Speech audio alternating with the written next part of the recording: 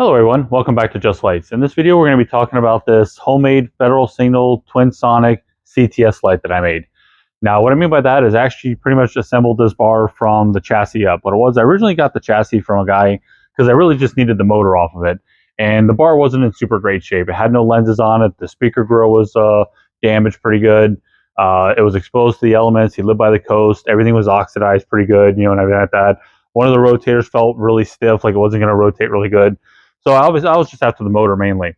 But then after I started tearing everything apart to put everything in boxes to pack it away, I started thinking about, I was like, with a little bit of cleaning, I could probably bring this thing back to life. So I got the idea to essentially rebuild this bar. So I was able to rebuild this bar with some of the items I already had, a few things I had to track down, and some of the stuff that I had to custom fabricate. And one of the things I had to custom fabricate was the bracket assembly for the front steady burn and the rear flasher in the back and stuff like that. So the next portion of this video is going to be me showing you how I built this bar pretty much from scratch and some of the obstacles I ran into. So I hope you all enjoy this next part, and let's get to it. Here's what the condition of the bar was in when I first got it.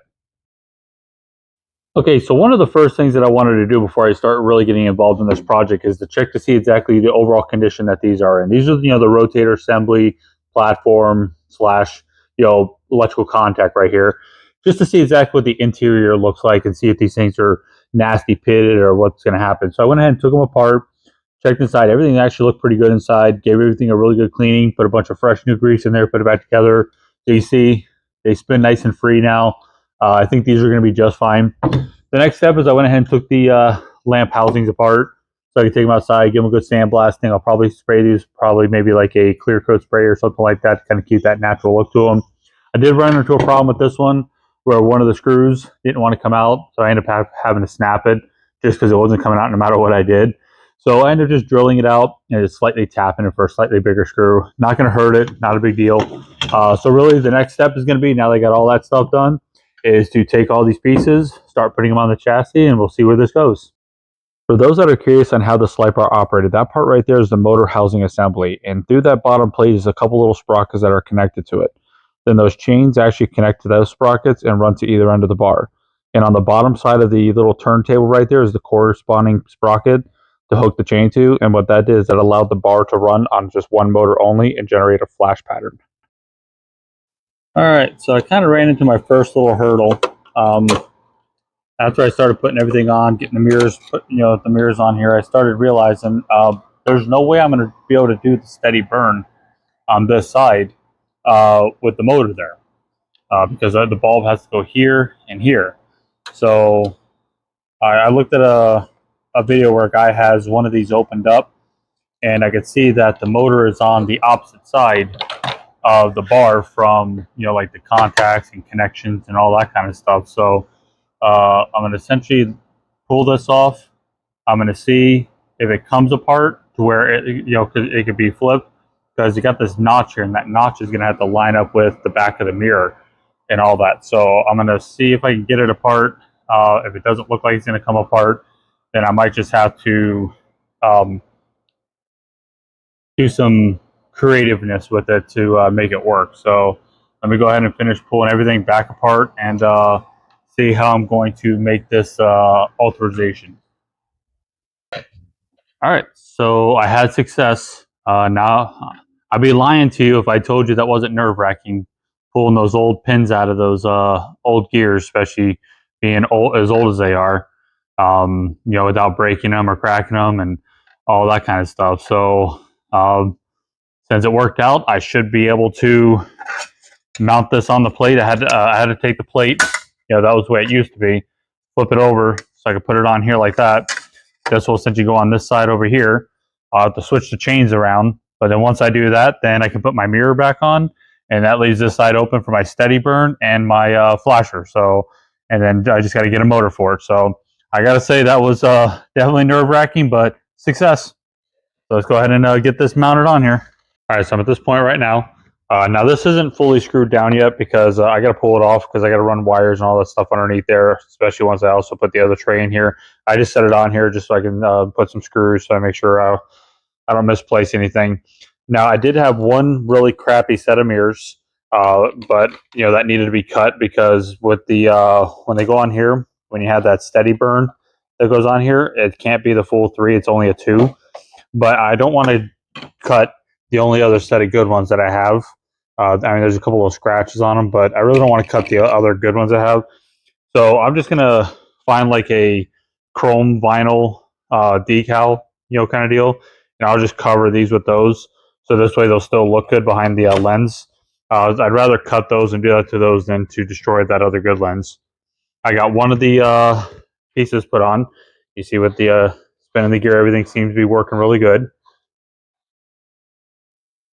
So the next little portion I got to get started on is the lamp holder for the steady burn for the front and the rear flasher in the rear. I kind of went online a little bit and I was checking some Facebook groups and I couldn't seem to find one that was available at this time. So I'm going to go ahead and make it myself. One thing I like to do is if I can't find what I want, I'll find a way to make it. So what I'll do is I will go to Walmart, Home Depot, Lowe's, all those places, and try to find something that has the size that I need, the general shape or whatever it is I need. And I try to use that and modify it to essentially generate what I want to make. So let me show you a quick picture real fast of what I got to make. Okay, so you can see with the lamp holders, they have the bulb, and then on the back side of the bulb, there's just a little small piece of metal that comes on the back side that the bulb just kind of butts up against. A couple little tabs that kind of hold it in place, and then the bulb protrudes out the back side of it so you can get to the connector. So it is, I measured the bulb, I went to Walmart, and I found these right here. I bought 2 of these things. The inside diameter is almost spot on. So my plan here is I'm just going to go ahead and cut it on the back side of this rib right here, leaving me this whole section right here. And I'll go ahead and I'll cut this back side right here enough to where the bulb can come through without any problems. I'll build a base plate to anchor the two to, make a little rod that's going to go between the two like you saw in the picture. My little ears, little tap things that's going to hold the bulbs. And I should be able to generate what I want just by using this right here, and it's a metal, so it's going to be perfectly fine. So go ahead and get started on that. The twin sonic light bar was originally introduced back in 1968 with their first model being the 12A1, which pretty much just consists of a rotator on either side and a pair of cascade mirrors that only face forward. The twin sonic light bar had a production run from the late 60s all the way into the early to probably about mid 80s, and during that time they had a few different variances that they made for that bar. As agencies were requesting to have more light to emit from the light bar, that's when they started coming out with other series like the X series, the F series, the EF, and the MEF. The F series was known to be on the New York City Fire Department, and the MEF was known to be on the New York City Police Department. Around 1973 is when they introduced the CTS bar. The CTS stands for California Twin Sonic. This is when Federal Signal signed a contract with California to generate a light bar that would have had a solid, steady burn light in the front of the vehicle and then have a amber flashing light in the rear of the vehicle per DOT requirements. All right, so I got a motor. A good buddy of mine just happened to have an extra one he was willing to part with. He actually gave me the entire little piece right here. But I figure right now this is a really good visualization to kind of show you guys why I end up having to go through where I had to pull all the little pins out, flip that gearbox over to make it work on this side. Because you can see normally it would have been on this side right here. So you see the mirrors, the motor would have been pretty much in this area. But to make it work on this side of the bar, see how you got these little cutouts that are for the mirrors. So obviously to make that work, I couldn't just move that over here because you can't just notch the side out because that's where your gears are at. It interfere with that. So that's why I had to do that where I flipped everything over, pulled all the pins and everything like that out. So I thought this would be a really good visualization of why I had to go through that process to do that. I do got to pull this mirror off so I can get to the screws easier. So I'm going to go ahead and unscrew this motor, get it screwed onto this gearbox. Since I have a full-size mirror, I might go ahead and I might drill these rivets out so I can flip that bracket over so I can get that mirror to fit on this side so I can have one-piece mirror instead of a two-piece mirror. But let's get that motor transferred over and let's see this thing spin. All right, so I got it all screwed in place. Got it hooked up to the main wires. Let's give her a test run.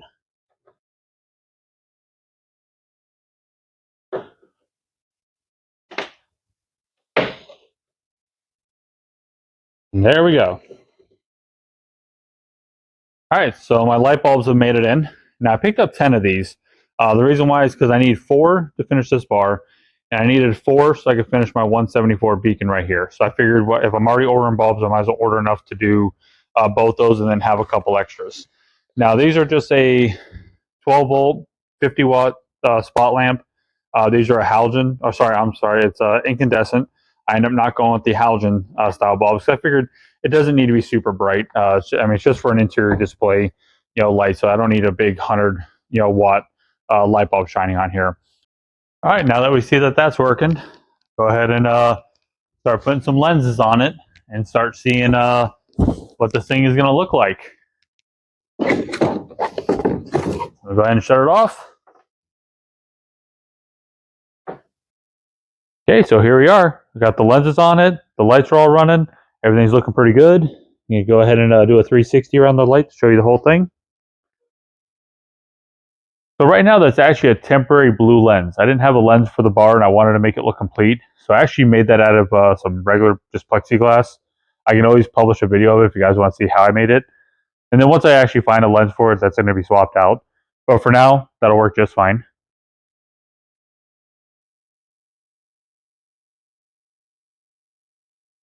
So one of the next things I'm going to be keeping an eye out for is the end badges.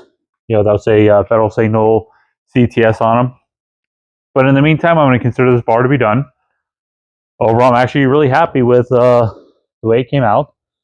I think it looks really good. It was definitely a fun little project. Figured I'd share it with you guys, kind of show you guys what I had to do, some of the obstacles that I ran into, and some of the stuff I had to get creative with in order to make this work.